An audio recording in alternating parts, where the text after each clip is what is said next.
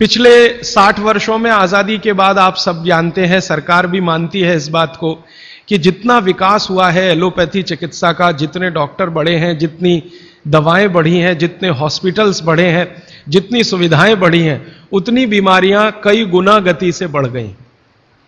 अब न हॉस्पिटल पर्याप्त हैं न डॉक्टर पर्याप्त हैं। आप अक्सर आए दिन अखबारों में समाचार पढ़ते होंगे, टीवी पर देखते होंगे कि लोगों को बिना इलाज के मर जाना पड़ता है, बिना दवा के मर जाना पड़ता है, हॉस्पिटल के बाहर बेचारे पड़े रहते हैं और डॉक्टर कहते हैं कि उनके ऊपर काम का इतना बोझा है कि वो सभी पेशेंट को अटेंड नहीं कर सकते। ये दोनों तरफ की बातें समझने के बाद मुझे वैद्य हार्डीकर जी की बात समझ में आई कि सब लोग अपनी चिकित्सा करने लगे हैं तो रास्ता खुलता है सभी के स्वस्थ होने का। तो मैंने एक दिन हार्डीकर जी को पूछा कि क्या यह संभव है कि हर आदमी अपनी चिकित्सा खुद कर ले, तो डॉक्टर की क्या जरूरत है? तो उन्होंने कहा है कि डॉक्टर क्या करता है, डॉक्टर क्या करता है, आपसे कुछ बातें पूछेगा, आपको भूख लगती है कि नहीं, प्यास लगती है कि नहीं, नींद आती है कि नहीं, खाना अच्छा लग रहा है कि नहीं, वगैरह वगैरह, और ये सब आप उसको बताएंगे। ये सब बताने के बाद वो अपना कंक्लूजन आपको बताएगा कि आपको फलाना रोग हुआ है या आपको ऐसी तकलीफ हुई है। मतलब क्या है, डॉक्टर ने जो कुछ बताया आपके कहने पर, वो कोई भगवान तो नहीं है, ऐसा डॉक्टर तो कहीं नहीं है कि जो आप कुछ भी ना कहो और बता दे कि आपको ऐसा है। शायद 250-300 साल पहले रहे होंगे ऐसे कुछ चिकित्सक जो नाड़ी देखते ही बात करते थे कि आपने 10 दिन पहले ये खाया। हार्डीकर जी ने मुझे बताया कि ऐसे वैद्य रहे हैं इस देश में जो 1 मिनट आपकी नाड़ी पकड़ लें तो बता देंगे कि कल क्या खाया, 2 दिन पहले क्या खाया, 4 दिन पहले क्या खाया, 10 दिन पहले क्या खाया। अब ऐसे लोगों की कमी बहुत है इस देश में, संख्या भी कम है।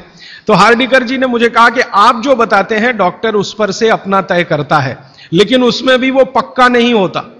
एलोपैथी चिकित्सा में तो सिद्धांत ही है trial and error, trial and error, trial and error, माने कोशिश करो और गलतियां करो, कोशिश करो और गलतियां करो, कोशिश करो, माने तीर चलाओ, लगे तो ठीक, नहीं तो तुक्का। यह बात हार्डीकर जी के मुंह से सुनी तो मुझे लगा कि वो आयुर्वेद चिकित्सक हैं, शायद इसलिए ऐसा बोलते होंगे। फिर मैंने यह बात कंफर्म करने के लिए एलोपैथी के कई बड़े डॉक्टरों से बात की, बहुत बड़े बड़े डॉक्टरों से बात की, दिल्ली में, मुंबई में। वो कहते हैं कि देखो बात तो सही है लेकिन हम इसको जाहिर में नहीं कह सकते, माने आप जैसे लोगों के सामने नहीं कह सकते कि हम सब ट्रायल एंड एरर पे काम करते हैं, हम सब तीर चलाते हैं, लग जाए तो ठीक है नहीं तो तुक्का है। माने आपका जो इलाज किया जाता है वो एक कुछ एजम्पशंस के आधार पर है, कंफर्म कुछ भी नहीं है उसमें। काम कर गया तो ठीक है, नहीं तो आप तो मर ही जाएंगे। डॉक्टर कहेगा मैंने तो बहुत कोशिश की, अब मैं क्या कर सकता हूं, और आप चुपचाप अपने पेशेंट की डेड बॉडी लेके वहां से चले आएंगे। मैं आपको एक बहुत गंभीर बात कहना चाहता हूं। हिंदुस्तान के एलोपैथी चिकित्सा के शीर्षस्थ डॉक्टर जो इस देश में हैं, उनकी एक संस्था है। वो संस्था की एक कॉन्फ्रेंस में मैं चला गया था गलती से, एक डॉक्टर मुझे पकड़ के ले गया था, मेरा जाने का तो कोई अधिकार नहीं था लेकिन डॉक्टर ले गया था।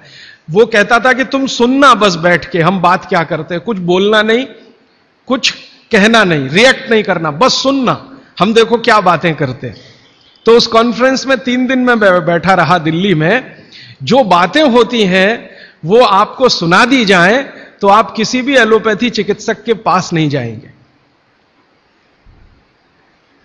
वो बिल्कुल इस तरह से बातें करते हैं जैसे कोई कसाई बकरे को काटने से पहले बात करता है। ऐसी स्थिति इस देश में आ गई है। फिर 3 दिन सुनने के बाद मैं परेशान हो गया, तो मैंने वो डॉक्टर से कहा मैं जाना चाहता हूं। उसने कहा अब तुम समझ गए हम लोग क्या हैं? तो मैंने कहा ये आपने मुझे समझाया क्यों? तो उन्होंने कहा तुम एक काम कर सकते हो जो हम नहीं कर सकते, कि ये बातें दूसरों को समझा दो। ऐसी स्थिति है। उसमें जो सबसे गंभीर बात हुई थी वो मैं आपको एक वाक्य में कहना चाहता हूं। वो ये कहते थे सभी डॉक्टर एक दूसरे से सहमत होते हुए कि 250 वर्षों में एलोपैथी चिकित्सा ने एक ही काम किया है, दर्द से लड़ने का, बस, इसके अलावा कुछ नहीं।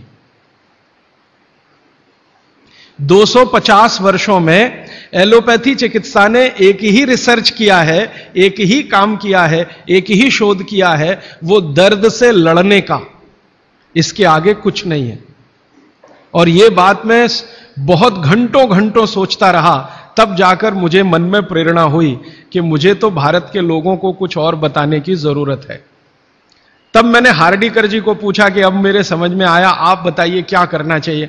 तो उनका देखो, आयुर्वेद एक ऐसी चिकित्सा पद्धति है जिसमें महान महान लोगों ने, चरक ऋषि, सुश्रुत ऋषि, बागवट ऋषि, निघंटु ऋषि, पाराशर ऋषि, ये सब महान महान लोगों ने एक बात कॉमन कही है, और वो ये कही है कि जो व्यक्ति मरीज होता है वो सबसे अच्छा डॉक्टर हो सकता है। इसको आप गंभीरता से मनन करते रहिए। ये बात चरक ने भी कही है, सुश्रुत ने भी कही है, बागभट्ट ने कही है, निघंटु ने कही है, पाराशर ने कही है कि जो रोगी होता है वो सबसे अच्छा डॉक्टर हो सकता है, क्योंकि उसको अपने दुख और तकलीफ का जितनी गहराई से महसूस हो सकता है वो किसी भी डॉक्टर को नहीं होता। जो अपने दुख तकलीफ को गहराई से महसूस कर सकता है वो चिकित्सा भी कर सकता है, बस उसको कुछ ज्ञान की जरूरत है। और कुछ ज्ञान, ज्यादा नहीं, थोड़ा सा ज्ञान अगर उसके जीवन में है तो वो कहते हैं कि वो हर तरह की बीमारी से लड़ सकता है और दूसरों को मदद कर सकता है।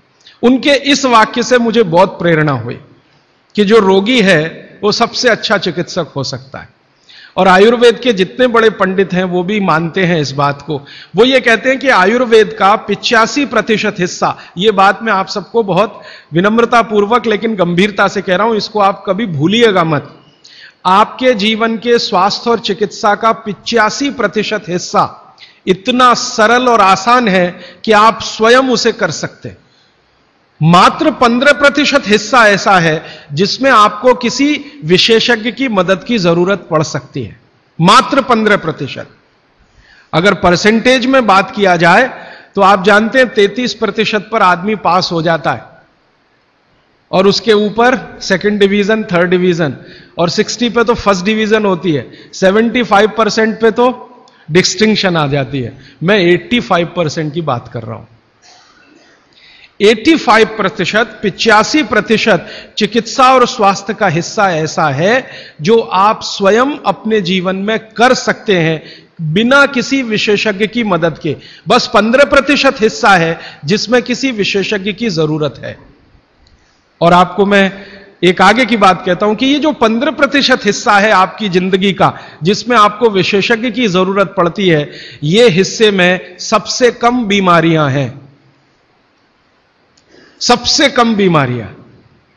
माने जहां आपको विशेषज्ञ की आवश्यकता पड़े आपके जीवन में, वो बीमारियों की संख्या सबसे कम है, और जहां विशेषज्ञ की जरूरत नहीं है आपको अपने जीवन में, वो बीमारियां सबसे ज्यादा हैं।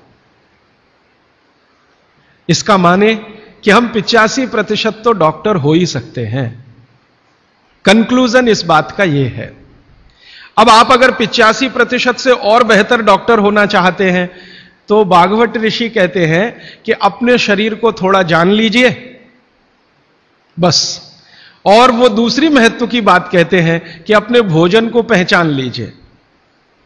शरीर को जान लीजिए, भोजन को पहचान लीजिए, तो वो कहते हैं आप 100% डॉक्टर हो सकते हैं।